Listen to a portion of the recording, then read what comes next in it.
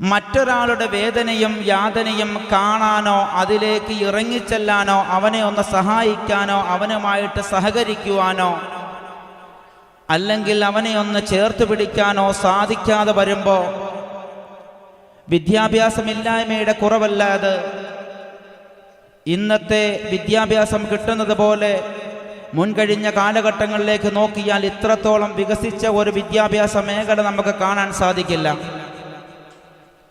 നമ്മുടെ ആൺകുട്ടികളാണെങ്കിലും പെൺകുട്ടികളാണെങ്കിലും അവർക്ക് പഠിക്കുവാൻ വേണ്ട എല്ലാ സംവിധാനങ്ങളും നമ്മുടെ ഗവൺമെൻറ് നമ്മുടെ മുമ്പിൽ തയ്യാറാക്കി തരുമ്പോൾ രക്ഷകർത്താക്കൾ നമ്മുടെ കുട്ടികളെ എത്രത്തോളം വേണമെങ്കിലും പഠിപ്പിക്കാൻ വേണ്ടി തയ്യാറാകുമ്പോൾ വിദ്യാഭ്യാസത്തിൻ്റെ കുറവ് കൊണ്ടല്ല അക്രമങ്ങൾ നടക്കുന്നത്. ഓരോ മനുഷ്യനും സ്വാർത്ഥതയുടെ ലോകത്തേക്ക് കടന്നു ചെല്ലുമ്പോൾ എൻ്റെ കാര്യം ഞാൻ മാത്രം, ഞാനാണ് നന്നാകേണ്ടത് എന്ന തരത്തിലേക്ക് ഓരോ മനുഷ്യൻ്റെയും ചിന്തകൾ കടന്നു പോകുമ്പോൾ ആദരവായ റസൂലുള്ളാഹി സ്വല്ലല്ലാഹു അലൈഹി വസല്ലമ തങ്ങൾ പഠിപ്പിക്കുകയാണ്, ഇർഹമൂ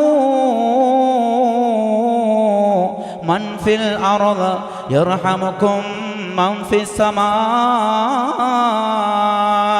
ഭൂമിയിലുള്ളവരോട് നിങ്ങൾ കരുണ കാണിക്കണേ, ഭൂമിയിലുള്ളവരോട് നിങ്ങൾ കരുണ കാണിക്കണേ. ഭൂമിയിലുള്ളവരോട് കരുണ കാണിച്ചാൽ ആകാശത്തിലുള്ളവൻ നിങ്ങളോട് കരുണ കാണിക്കുമെന്ന് പരിശുദ്ധ റസൂലുള്ളാഹി സ്വല്ലല്ലാഹു അലൈഹി വസല്ലമ തങ്ങളുടെ വാക്കാണ്. ഈ വാക്കിനെ ഇന്നെന്ത് ചെയ്തു? നാം ഓരോരുത്തരും മാറ്റിവെച്ചു. അതിനുശേഷം നാം ചെയ്യുന്നത് എന്താ? എൻ്റെ കാര്യം, എൻ്റെ കയ്യിൽ പണമുണ്ട്, എൻ്റെ കയ്യിലെ പണം കൊണ്ട് ഞാൻ ആർക്കെങ്കിലും കൊടുത്തു കഴിഞ്ഞാൽ എൻ്റെ കയ്യിൽ നിന്നും അത് ഇല്ലാതായിപ്പോവും, തീർന്നു പോകും.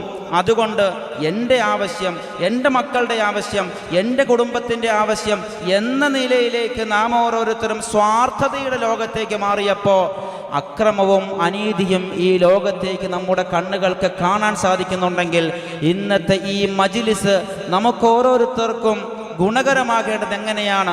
അല്ലാഹുവിൻ്റെ റസൂലിൻ്റെ വാക്കുകൾ നമ്മുടെ ഹൃദയത്തിൻ്റെ അന്തരാളങ്ങളിലേക്ക് ഇറക്കിക്കൊണ്ടാണ് നാം ഇറക്കണം. ഇർഹമൂ മൻ ഫിൽ അർദ് യർഹമുക്കും മൻ ഫിസ് സമാ. നീ നിന്റെ അടുത്തുള്ള അല്ലെങ്കിൽ വേദന അനുഭവിക്കുന്ന, ബുദ്ധിമുട്ട് അനുഭവിക്കുന്ന നിന്റെ സഹോദരൻ്റെ വേദനയെ നീ കണ്ടാൽ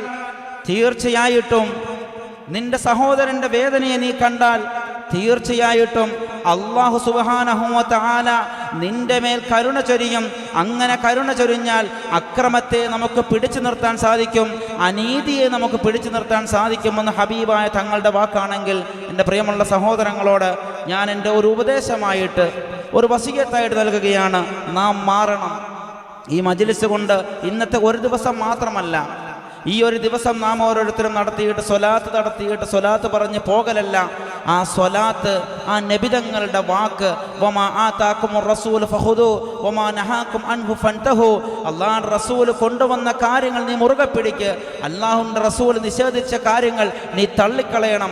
ഇതാകണം അല്ലാഹുവിൻ്റെ റസൂലിൻ്റെ പേരിൽ നാം ഒരുമിച്ച് കൂടുമ്പോൾ നമ്മുടെ ജീവിതത്തിൽ നാം ഉണ്ടാക്കിയെടുക്കേണ്ട ഒരു മാറ്റമെന്ന് പറയുന്നത്. അല്ലാഹു സുബ്ഹാനഹു വ തആല സ്വീകരിക്കുമാറാകട്ടെ.